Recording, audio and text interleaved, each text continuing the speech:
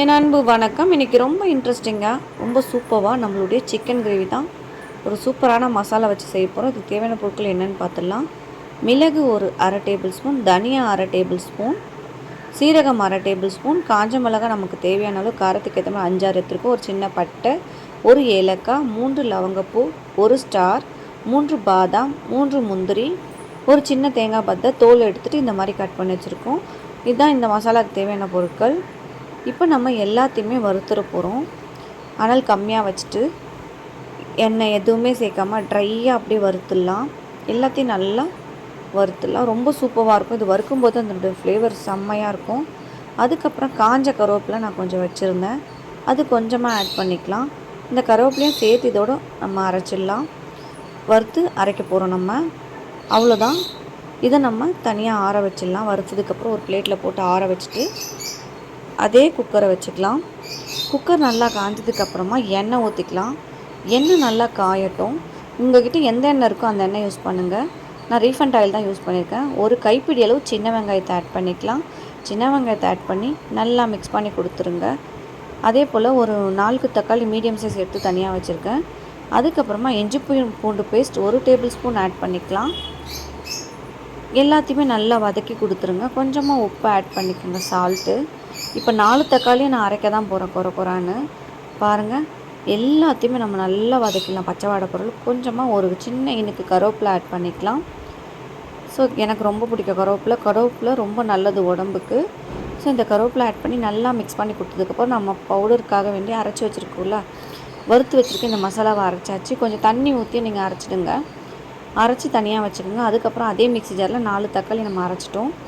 இப்போ நம்ம குக்கரில் நம்ம அரைச்சி வச்ச தக்காளியை ஆட் பண்ணிக்கலாம். இந்த மாதிரி அரைச்சிருக்கோம் 4 தக்காளியை மீடியம் சைஸில். ஸோ அதையும் நல்லா பச்சை வாடை போகிற அளவுக்கு நல்லா வதக்கிடுங்க. ஏன்னா நான் கொஞ்சம் தண்ணி ஊற்றி ஏன் அரைச்சேன்னா, அந்த மசாலா பவுடரில் நம்ம தேங்காய் போட்டதுனால நல்லா அரைப்படணும். ஸோ அதுக்காக வேண்டி கொஞ்சமாக தண்ணி ஊற்றி அரைச்சி வச்சுருந்தேன் அந்த மசாலாவை. பாருங்கள், இப்போ இன்னும் கொஞ்சம் உப்பு ஆட் பண்ணிக்கலாம் நம்ம. உங்களுக்கு உப்பு காரெல்லாம் உங்கள் தேவையான அளவு ஆட் பண்ணிக்கோங்க. ஆட் பண்ணி நல்லா மிக்ஸ் பண்ணி கொடுத்துட்டு ரெட் சில்லி பவுடர் கொஞ்சமாக ஆட் பண்ணிக்கலாம். ஒரு 1/4 table spoon red chilli powder தான் ஆட் பண்ணியிருக்கோம்.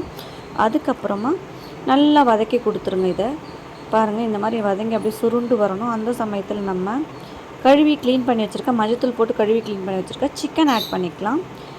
ஸோ இந்த சிக்கனை நம்ம மஞ்சத்தூள் போட்டு கழுவுறது ரொம்ப நல்லது. நீச்சு ஸ்மெல் எதுவுமே வராமல் இருக்கும். ரொம்ப சூப்பராகவும் இருக்கும் ஃப்ளேவர் சாப்பிட்றதுக்கு.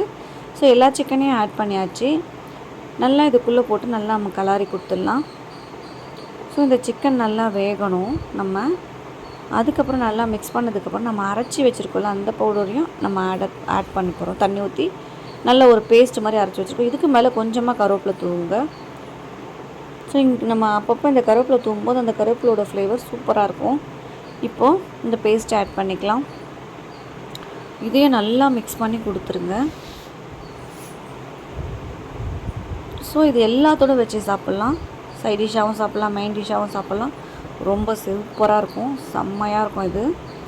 ஸோ நீங்கள் கண்டிப்பாக ட்ரை பண்ணுங்கள் இந்த மாதிரி. இது நானே எதையும் பார்க்கல, இது நானே செஞ்சது. என்னுடைய சுவையில் நான் செஞ்ச இந்த சிக்கன் கிரேவி நீங்கள் உங்கள் வீட்டில் இதே மாதிரி ட்ரை பண்ணுங்கள்.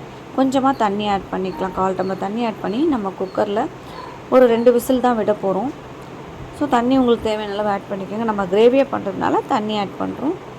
உப்பு காரெல்லாம் உங்களுக்கு தேவையான அளவு ஆட் பண்ணிக்கோங்க. எல்லாத்தையும் நல்லா கலரி கொடுத்துட்டு இப்போ நம்ம குக்கரை மூடிக்கலாம். பாருங்கள், இந்த மாதிரி மூடியாச்சு. இப்போ நான் ஓப்பன் பண்ணி காமிக்கிறேன். வாவ், சூப்பராக இந்த சிக்கனும் நல்லா அந்த மசாலாவோட வெந்துட்டாச்சு. ரொம்ப சூப்பராக இருக்கும். அவ்வளோதான். ரொம்பவும் டேஸ்டான நம்மளுடைய வறுத்து அரைச்சி ஊற்றிய நம்மளுடைய சிக்கன் கிரேவி சூப்பராக ரெடி ஆகிடுச்சு. வேறு லெவலில் இருக்கும். இதுக்கு மேலே கொஞ்சமாக கொத்தமல்லி கருவேப்பிலை தூவிடுங்க. புதுசாக யாராச்சும் பார்க்கணுன்னா சப்ஸ்கிரைப் பண்ணிவிட்டு பெல் ஐக்கானே கிளிக் பண்ண மறந்துடாதீங்க. உங்கள் ஃப்ரெண்ட்ஸ் அண்ட் ஃபேமிலிக்கு ஷேர் பண்ணுங்கள். நிறைய வீடியோஸ் இருக்குது நம்ம சேனலில், மோட்டிவேஷன், பைபிள் வீடியோ, நிறைய வீடியோஸ் இருக்குது அந்த மாதிரி. ஸோ ஒரு விசிட் பண்ணிவிட்டு வந்துடுங்க. வறுத்து அரைச்சி ஊற்றிய சிக்கன் கிரேவி சூப்பராக ரெடி ஆகிடுச்சு. நீங்களும் ட்ரை பண்ணுங்கள். மீண்டும் மீண்டும் சுவைக்க தூண்டும் ஹானாஸ் கிச்சன் தமிழ். தேங்க்யூ ஃபார் வாட்சிங்.